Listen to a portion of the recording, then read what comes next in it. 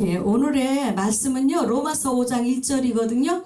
그러므로 우리가 믿음으로 의롭다 하심을 받았으니 우리 주 예수 그리스도로 말미암아 하나님과 화평을 누리자. 예, 오늘의 제목은요, 하나님과 화평하라 말씀입니다. 하나님과 화평하려면 먼저 하나님 아버지의 그 은혜를 우리가 깨달아야 되고 받아야 되고 그 은혜를 누릴 수 있어야 됩니다. 이것이 하나님 앞에 우리의 삶을 통해서 영광을 올려드리시는 것입니다. 우리는 예수 그리스도로 말미암아 하나님의 그 모든 은혜를, 능력을, 그리고 권능을 우리가 얻을 수 있는 것입니다. 그로 인하여 하나님 앞에 우리의 삶이 날마다 기쁘고 즐거워할 수밖에 없는 하나님의 은혜로 충만하게 되는 것입니다. 우리는 믿음의 은혜를 받았으면 깨달아야 됩니다. 그 다음에 하나님의 은혜를 깨달았으면 하나님 앞에 감사하셔야 됩니다.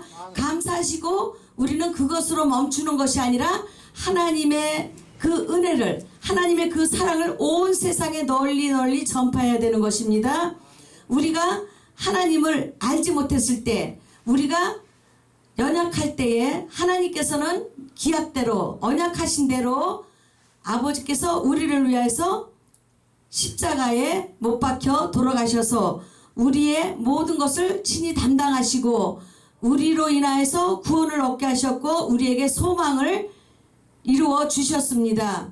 우리는 그 예수 그리스도를 믿기만 하면 영생을 얻는 것인데, 그것이 우리가 삶 속에서 하나님의 뜻을 이루지 아니하고는 하나님의 그 나라에 들어갈 수 없는 것입니다. 오늘도 우리에게는 성령이 오셔서 말할 수 없는 탄식으로 아버지의 뜻대로 우리가 살아갈 수 있도록 우리의 은혜를 부으시고 그 다음에 깨닫게 하시고 하나님의 능력을 부으셔서 세상을 이길 수 있는 힘을 우리에게 주신 것입니다.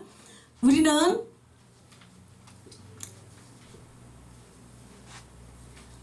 이 세상을 살아갈 때에 가장 중요한 것이 있는데, 우리가 모든 것들이 우리의 하나님의 은혜 안에서 생각날 때에 우리는 어떻게 해야 되냐면 우리는 모든 사람으로 더불어 화평해야 됩니다.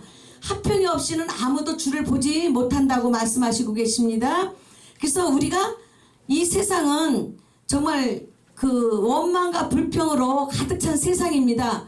그 속에서 우리가 예수 그리스도를 발견함으로 인해서 우리는 세상에 얽힌 것들, 묶인 것들, 이런 것들을 풀어나가야 하는 것입니다. 그래서 우리가 깨달을 때 그것은 하나님이 우리에게 은혜 베푸실 때고 은혜를 받을 만한 때인 것을 봅니다. 우리가 아무렇게나 살다가 이 세상 하나님께서 오라 하실 때는 아무리 후회해봐도 때가 늦는 것입니다. 그래서 우리는 하나님을 경외함으로 이웃을 사랑할 줄 알아야 되고, 우리로부터 난 성결한 지혜가, 그리고 화평한, 그리고 모든 것을 간용하고 그 다음에 우리에게 양순하며 긍휼과 선한 열매가 가득하고 우리의 삶 속에는 편견과 거짓이 없어야 합니다.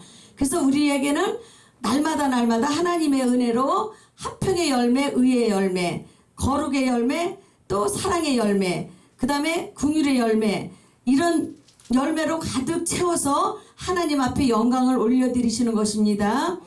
우리 하나님 아버지께서는 요한복음 8장 29절에 보면 나를 보내신 이가 나와 함께 하시도다 이렇게 말씀하고 계십니다. 그래서 나는 항상 그가 기뻐하시는 일을 행함으로 나를 혼자 두지 아니하셨느니라. 예수님께서 그렇게 말씀하고 계십니다.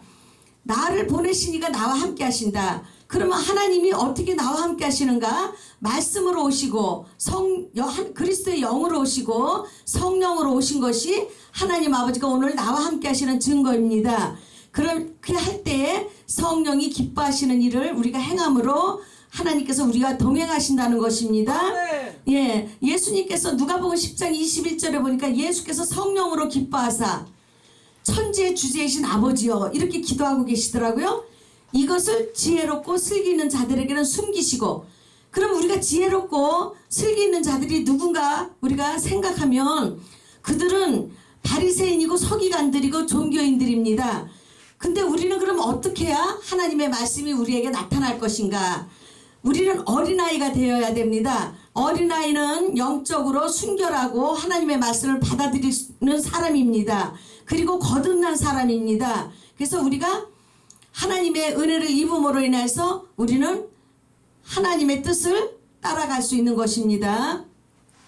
오늘날 우리가 아버지 외에는 아들을 아는 자가 없고 아들과 또 아들의 소원대로 계시를 받는 자에는 아버지가 누구인지 아는 자가 없다 말씀하셨습니다. 우리는 하나님을 아는 것 같지만 다르게 생각해 보면 하나님을 잘 이해하지 못하고 우리가 신앙생활을 합니다. 그래서 우리는 말씀으로 새 생명을 얻어야 됩니다. 하나님께서 말씀을 읽을 때 그리고 말씀을 전할 때 하나님의 영이 오셔서 그 말씀을 풀어주셔야 되는 것입니다. 말씀을 풀어주실 때는 우리의 영안이 열리는 것이고 우리의 심령의 눈이 열리는 것입니다. 그래서 예수님이 계실 때 예수님의 제자들은 예수님을 따라다녔고 많은 무리들이 따라다녔고 예수님의 말씀도 듣고 병도 고치고 먹을 것도 해결해 주시는 그 예수님을 보았습니다. 그럼 오늘은 우리는 어떻게 예수님을 볼 수 있는 것인가? 예수 그리스도 하나님을 볼 수 있다는 것은 성령이 오셔서 행하시는 일을 알아야 되는데 성령이 기뻐하시는 일이 무엇인지 우리는 그 문제를 놓고 하나님 앞에 생각하고 기도해야 됩니다.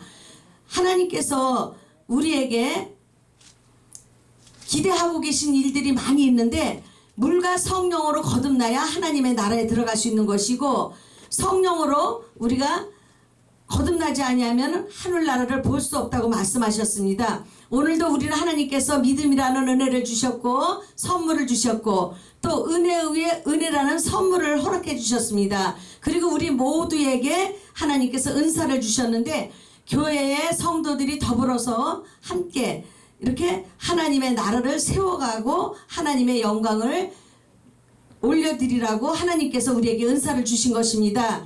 이것으로서 자기의 그 정욕을 채우고 안목을 채우고 이생의 자랑을 채우면 그것은 하나님이 진노하시는 일이신 것을 우리는 깨달으셔야 됩니다. 그래서 우리는 성령 안에서 참된 것을 하여 범사에 그에게까지 잘할지라 이렇게 말씀하시고 계십니다. 예수님은 교회의 머리요 또 그리스도라고 말씀하시고 계십니다. 사랑 안에서 참된 것이 무엇일까요? 하나님의 속한 것, 하나님의 생명, 그리고 하나님의 영광, 그리고 하나님의 나라 이런 일들이 우리에게 주신 하나님의 그 비밀입니다. 오늘 우리는 성령의 기름 부음이 임하면 하나님의 나라를 세울 수가 있는 것입니다. 고레스 왕에게도 성경 말씀을 우리가 읽다 보면 고레스 왕에게도 하나님이 기름을 부으셨습니다. 그래서 이스라엘을 바벨론을 정복하고 나서 포로에서 돌려보내고 성전 건축을 하게 하셨습니다. 우리가 이 세상을 살아가는 것은 하나님이 기뻐하는 일을 하기 위해서 이 세상을 살아가는 것이고 하나님의 나라를 세우기 위해서 이 땅에서 우리는 육신의 것들은 무너지고 하나님의 영으로 우리의 자신을 다시 건축해야 되는 것입니다. 우리로부터 성령을 힘입지 아니하고는 우리가 하나님의 말씀을 깨달을 수가 없습니다. 하나님의 성령을 힘입게 되면 우리는 세상의 죄악을 이길 수가 있고 죄악을 벗어버릴 수가 있고 우리 안에서 역사하고 있는 어둠의 영들, 악한 영들을 다 쫓아낼 수가 있는 것입니다.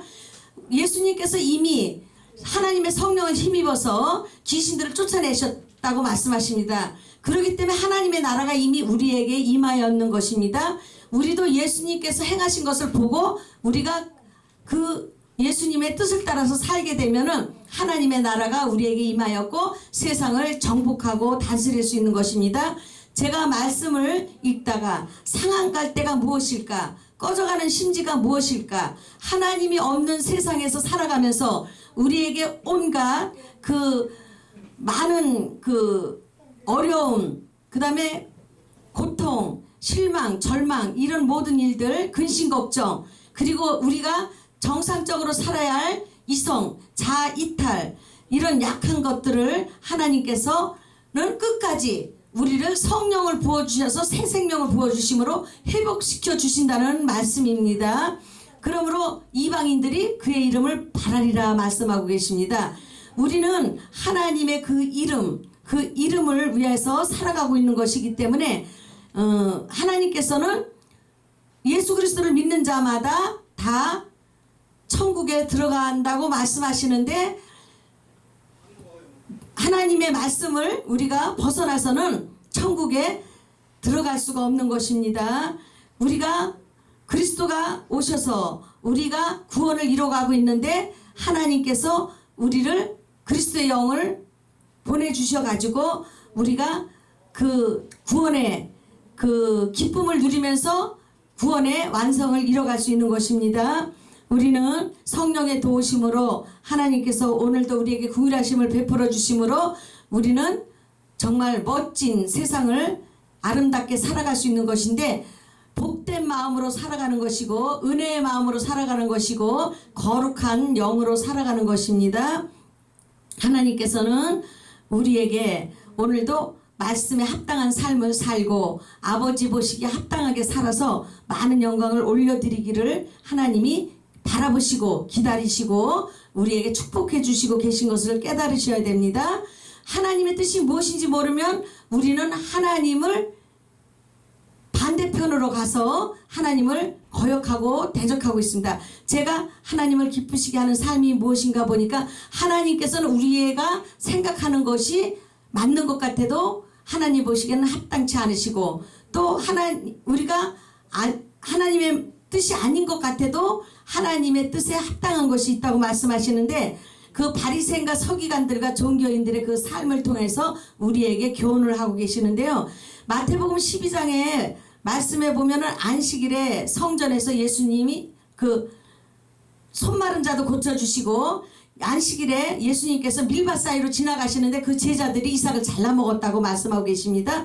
그리고 다윗이 성전에서 들어가서 제사장에는 먹지 못하는 진설병을 다윗과 그와 함께한 자들이 먹고 있다고 말씀하시고 계십니다. 그러므로 인해서 바리새인과 서기관들이 예수님을 어떻게 하면 죽이고 모의하더라 이렇게 말씀하시고 계십니다. 우리는 하나님의 말씀에 대적을 하면 안 되는 것입니다. 근데 예수님은 인생의 문제를 다 풀어주고 계신 것입니다. 근데 안식이라는 것을 논쟁하면서 하나님의 뜻을 알지 못함으로 인해서 어떻게 하면 예수님을 죽이고, 그들은 시간만 있으면, 어떤 기회만 있으면, 어떤 때 상황만 벌어지면 예수님을 죽이려고 그들은 안간힘을 다 쓰고 있습니다.